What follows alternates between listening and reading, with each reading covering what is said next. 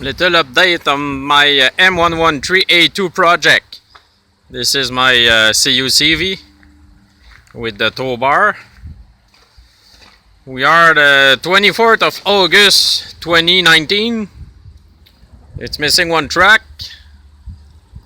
I still have some welding to do on the hull. The power pack cannot installed yet. Still at the wiring and some missing parts to find to complete the project. As you can see, all the road wheel suspension, undercarriage, everything is ready. By the back,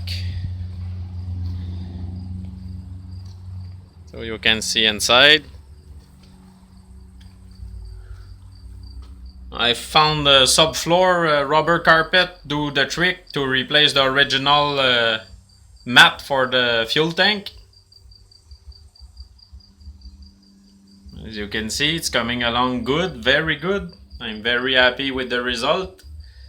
I still have the welding to reduce the M901 tow launcher turret, because the M113 personal carrier is smaller, for about 2.5 inches on the back and 1/8 of an inch at the front. So I'm waiting for my piece from the cutting shop. Same thing for where the heaters go. Missing one piece of metal from the power pack side to weld before I can paint. After that, all the painting will be done. Missing a part for the wiring, the main wiring harness for the generator. All the rest is there. Missing one floor plate.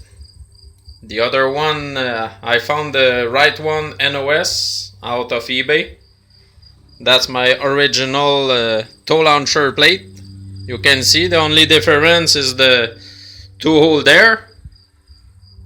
I have the little entry point, and I will have to found left floor plate or just buy aluminum diamond plate and made my own. I have one dome light. I thought I bought two, but it's missing one, so maybe I bought it and I could not find it, or I only bought one.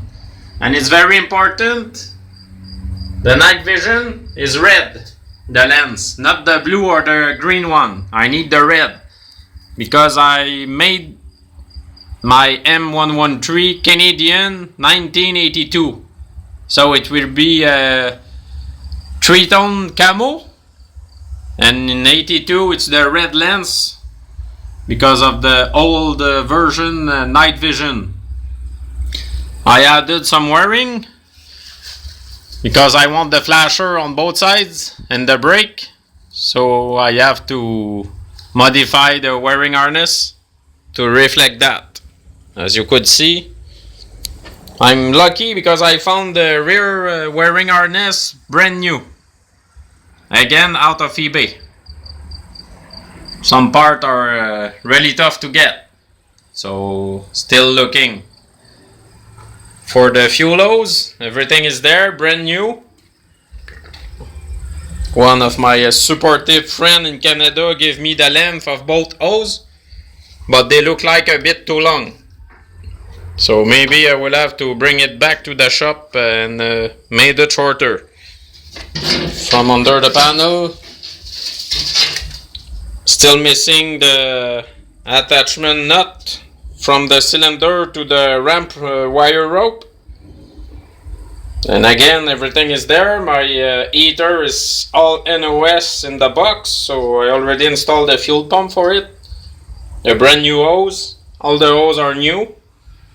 You can see the bilge pump, and you can see I put some splitter again for the flasher and the brake. I will also have to add some wiring for the trailer plug.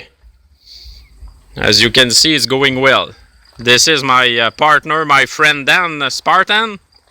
He's not crazy as I am, so he bought it key on end, starting and running. You just do some paint and make it nicer, but everything he got it with everything's working. So some small khaki parts paint, the shim for the passenger rooftop, antifreeze cap and the fuel cap, fire extinguisher protector guard.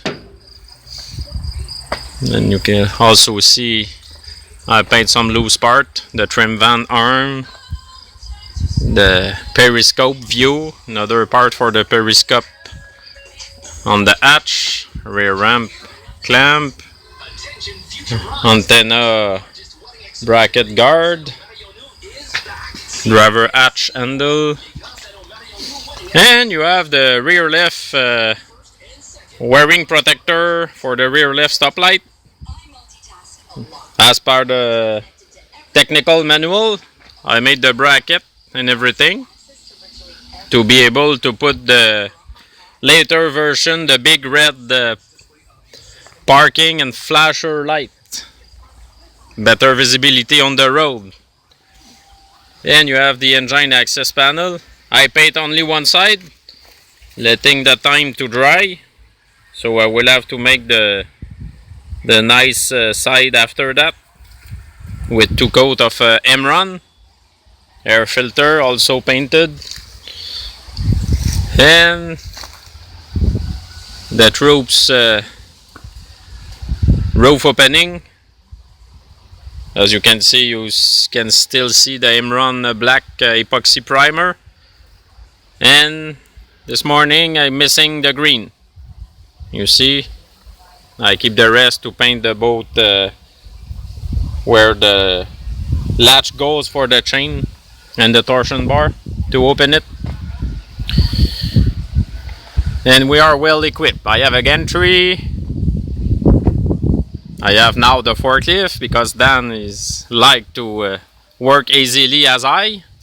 And you have the power pack access door. I will have to put some masking tape on the seal all around, because as you know me, I don't like to get the rubber all painted and butchy job.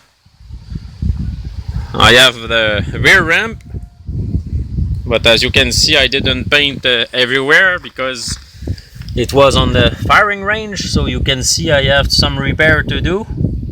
Probably try to find a big huge press to put it back straight and all kind of stuff. I also painted the fan the seafoam green, as you call it, or the ugly green as others call it. And a little tour of the shop. You see the power pack, it's full. Each time I bought back a piece, I get more space in the shop. It's only 12 by 14, but electricity, it's heated and everything, so during winter I could do a small work. So that's it for today. Next time I hope both track will be on. And yes, about the track, I have to show you something. As you can see, for any meals your mom's cooked for you. And I found the bushing, but they don't have the short one. So I bought 3 long bushing, and when I checked, they were like that, the long one, the middle part. And as I needed 2 small, I bought 2 other long bushing. I take the grinder and I cut it short. Normally the rubber is full, but I think it will really do the trick. It's the same length and everything, so should press the 2 small and the big one. As you can see, you have them, 2 small and the big one. So that's the next step.